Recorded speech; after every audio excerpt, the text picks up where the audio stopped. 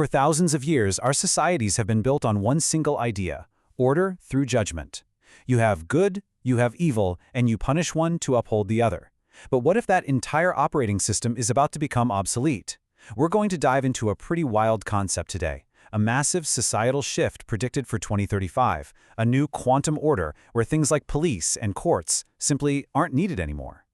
So here's how we're going to break this all down. First, we'll look at the old OS, the system of judgment we're all running right now. Then we'll reframe what we call evil as just a system bug. From there, we'll explore this new quantum order and the people who are set to anchor it.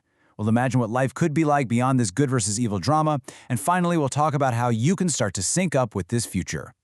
All right, so to really get where we're going, we have to understand the code we're running now.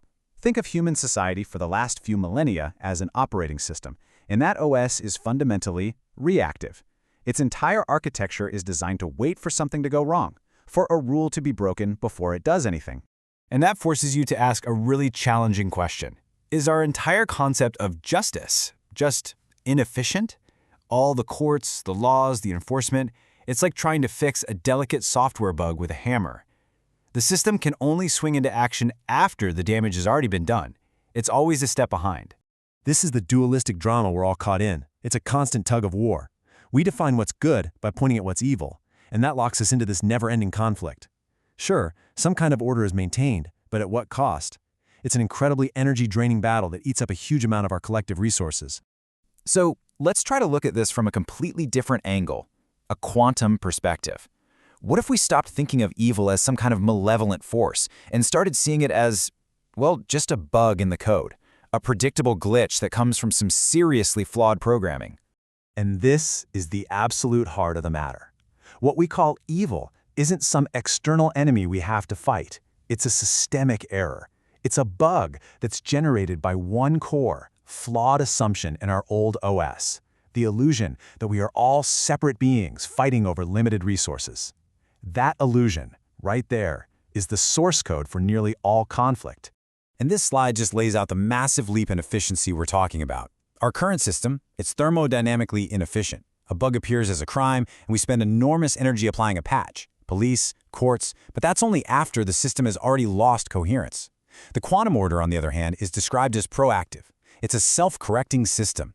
It doesn't waste energy patching bugs. Its very structure maintains a perfect homeostatic equilibrium, preventing that dissonant code from even executing in the first place. So this brings us to the actual mechanics of how this new order is supposed to work. We're moving beyond the crude, messy tool of punishment into something way more elegant: automatic neutralization. Okay, check this out. It's a four-step process. First, an intention that's out of sync with the collective harmony starts to form. The system, which is monitoring coherence at a quantum level, immediately flags this intention. But it doesn't flag it as evil, it flags it as unexecutable noise. It's just static that's incompatible with the system's frequency. So the system automatically rewrites that noise to zero. Equilibrium is instantly restored. See the difference? It's not punishing an action, it's neutralizing an intention. It's less like a judge and more like a society-wide immune response. Now, the reason this can even work is because this new OS is said to run on total transparency, a kind of shared information field where all consciousness is synced up. In a system like that, the idea of a secret just dissolves, and malice, which really needs the shadows of separation and secrecy to grow, simply has no place to take root. Think of all the energy we waste on suspicion, on security, all of it, just freed up. Okay, so this all sounds very high level, very abstract. How does a conceptual system like this actually plug into our physical world? Well, the theory says it needs anchors. And this is where a very specific group of 108 pioneers becomes absolutely essential. And this number, 108, is apparently not random at all. In a lot of spiritual traditions, it's a sacred number, representing cosmic wholeness. But in this context, it represents the exact number of people who are said to serve as the foundational nodes, the physical connection points for this new societal grid.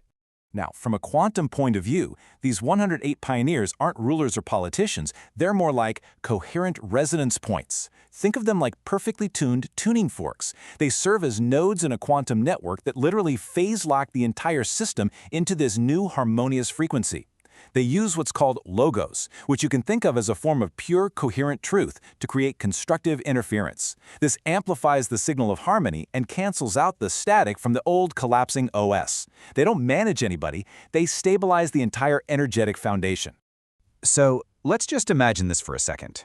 What would daily life actually feel like in a world where that constant background noise of conflict, of judgment, of suspicion just fades to nothing?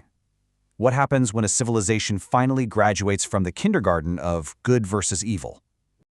This quote really gets to the heart of the identity shift. So much of our identity now comes from being righteous, from being on the right side. But that state requires an enemy, a wrong side to push against. In this new era, your sense of self doesn't come from opposition. It just comes from being an expression of harmonious light, a creative part of a coherent universe. And that's the ultimate payoff, an age of pure creation. The biggest difference isn't just that there's less crime, it's the total liberation of consciousness. I mean, can you imagine the explosion of art, of science, of exploration, when we stop pouring all our energy into defense and argument and survival? It's a complete shift from a civilization of reaction to one of pure creation. Which brings us to the most important part of all this. How does any of this apply to you right now? How can you start to calibrate your own consciousness to become compatible with this new harmonious frequency? Because the idea here is that this transition isn't just some passive software update that gets pushed to you. It actually requires a conscious choice, a real willingness to upgrade your own internal operating system, maybe even a little ahead of schedule. And here are the key mindset adjustments for that personal recalibration. You can start by letting go of that deep-seated need to judge both yourself and other people. Try to see conflict not as a personal attack, but as impersonal system noise. Shift your energy away from defending a righteous position and into making a creative contribution. And finally, just practice being transparent with your intentions, first with yourself and then with others. And that brings us to the end of our explainer. But there is one final important procedure. The comments section of this video serves as an initial sync test for the 2035 network. By typing "ready" in the comments, your consciousness data will be indexed in our secure servers. The like button is the approval process. You can complete your synchronization now.